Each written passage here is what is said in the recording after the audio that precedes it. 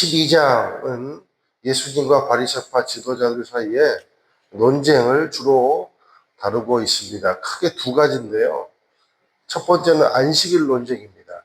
이 안식일 논쟁은 또 두 가지입니다. 하나는 안식일에 제자들이 밀 이삭을 따서 먹은 행위를 가지고 논쟁을 하고 있고, 또 두 번째는 안식일에 손 마른 사람을 치유함으로 또 벌어지는 논쟁을 다루고 있습니다.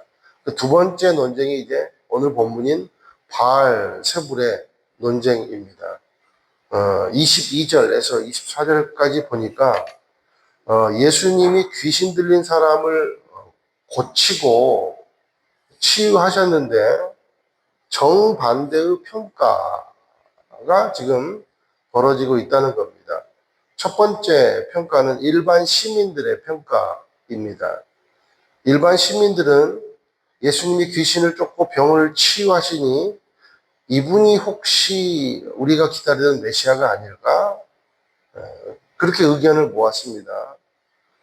두 번째 평가는 바리새인들의 평가입니다. 바리새인들은 예수님이 귀신을 쫓고 병을 치유하니까 예수는 귀신의 왕인 바알세불과 한통속이다. 이런 평가, 이런 의견을 모았습니다. 그러니까 완전히 반대된 시각을 가지고 예수님을 바라보고 있다는 것이죠. 그래서 이런 바리새파 사람들의 생각을 예수님이 간파를 하시고 그들이 심판받을 것을 예고를 해 주십니다. 오늘 본문 쭉 바로 그런 말씀이에요. 그런데 25절 보니까 예수께서는 그들의 생각을 아시고, 그랬습니다. 자, 어쩌면 이들은 위협을 느꼈을 것입니다.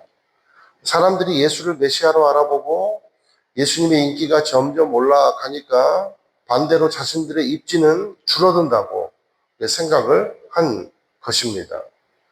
그래서 이들은 예수님이 하나님의 능력으로 일하신다는 것을 알면서도 자기 이익과 욕심을 위해서 메시아를 부정을 하는 것입니다. 그 생각을 예수님이 지금 아셨다라는 것입니다.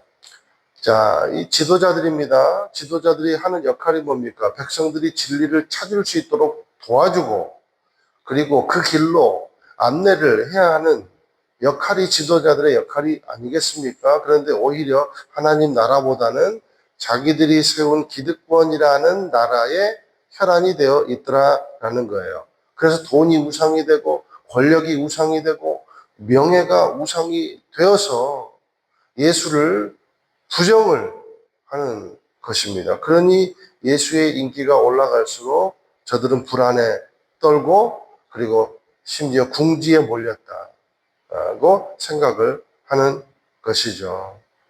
그래도 인간적으로 아무리 그렇다고 하나님의 아들이 하는 일을 귀신과 합작해서 하는 일이라고 확증 편향을 하고 궁지로 몰아가겠다라는 것이 참 말이 됩니까? 얼마나 자리라는 우상, 권력이라는 우상, 돈이라는 우상, 명예라는 우상이 무서운지를 알 수가 있는 것이죠.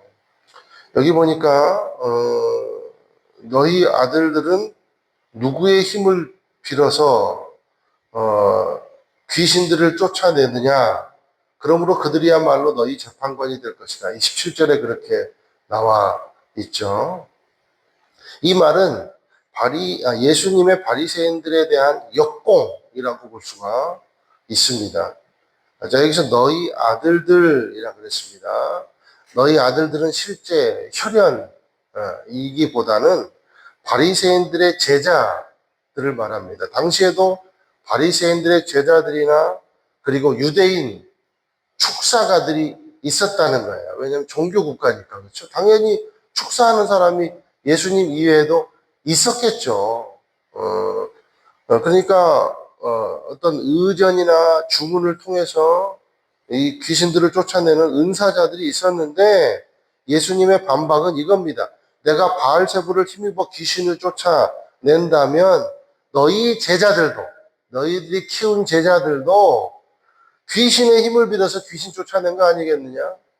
그 말입니다. 그러니까 자기들이 스스로 예수님께 이런 질문을 하는 것은 자기들의 얼굴에 먹을 치라는 거예요. 역공, 자가당착인 셈인 것이죠. 그러니까 같은 축사 행위를 가지고 자기 제자들은 하나님의 능력으로 일하고 예수님은 귀신의 힘과 합작해서 일한다라고 말하는 것은 매우 악의적이고 비겁한 그런 행위들이라는 것입니다. 자, 28절에서 32절까지 말씀 보니까 먼저 28절 한번 보세요. 한번 읽어보실까요? 시작. 그러나 내가 하나님의 영을 힘입어 귀신들을 쫓아낸다면 하나님 나라가 이미 너에게 온 것이다. 자신을 말하고 있는 거예요. 그러니까 하나님의 영을 힘입어. 이게 팩트입니다. 팩트. 지금 예수님은 하나님의 영으로 귀신을 쫓아내고 환자를 치유하신다라는 거예요. 그리고 그것을 믿은 사람들이야말로 메시아를 인정하는, 하나님 나라가 이미 너희에게 지금 왔다는 거예요. 예수님이 너희에게 나타나고 있는 것은 하나님 나라가 이미 너희에게 왔다는 거예요. 그리고 예수님을 인정하는 사람은 하나님 나라가 그들에게도 임했다라는 것입니다. 그러니까 차이가 뭡니까? 진실을 스스로 왜곡하면서 보고 싶은 대로 보거나 판단하고 싶은 대로 판단하는 저들이 반드시 심판의 대상이 될 것이다 라는 겁니다. 자, 그러면서 32절도 한번 읽어보실게요. 시작. 누구든지 인자를 욕하는 사람은 용서받겠지만 성령을 모독하는 사람은 이 세대와 오는 세대에서도 용서받지 못할 것이다. 여기 보니까 인자를 욕하는 사람이라 그랬어요. 인자를 욕하는 사람은 어떤 사람이냐면 오해하는 사람을 말하는 겁니다.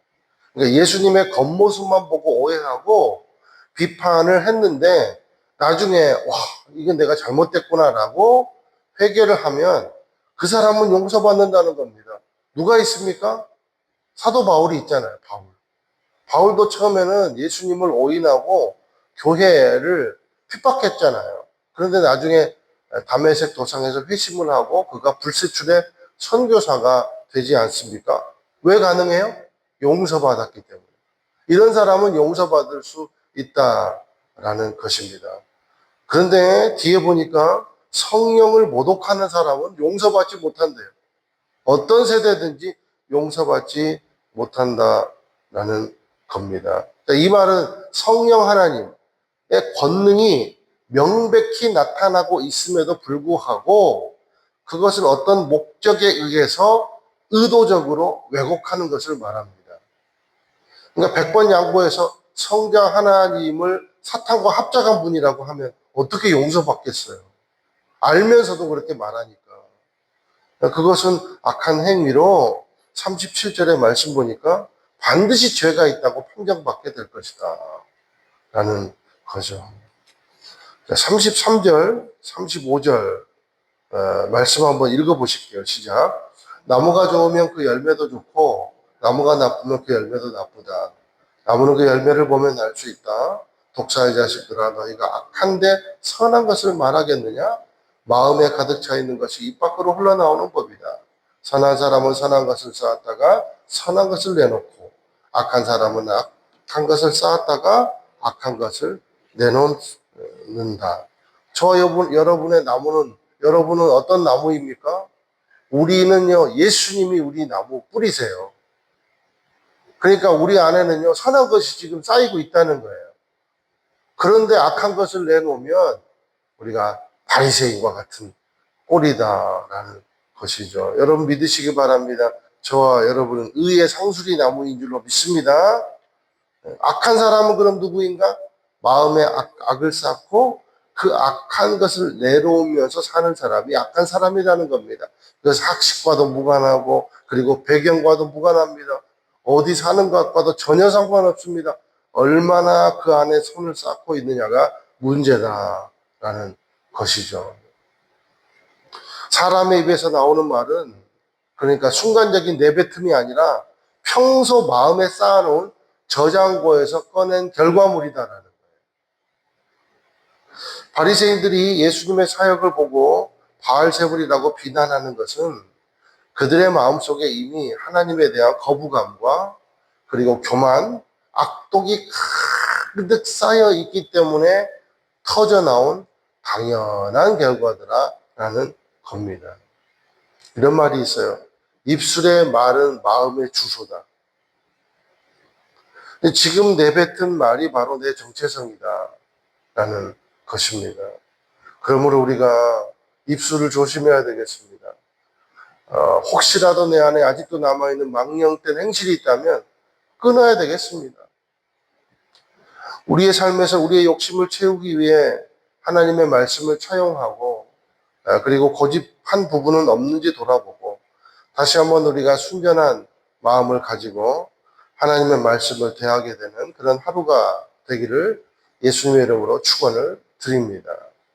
우리를 통해서 선한 능력이 나올 수 있도록 언제나 우리가 성령의 전임을 선포하고 날마다 큐티하고 하나님의 말씀 앞에 나아감으로 말미암아 우리가 선한 말을 꺼내놓고 또 선한 말씀을 선포하여 많은 사람들을 옳은 대로 돌아오게 하는 별과 같은 존재가 되기를 주님의 이름으로 축원을 드립니다.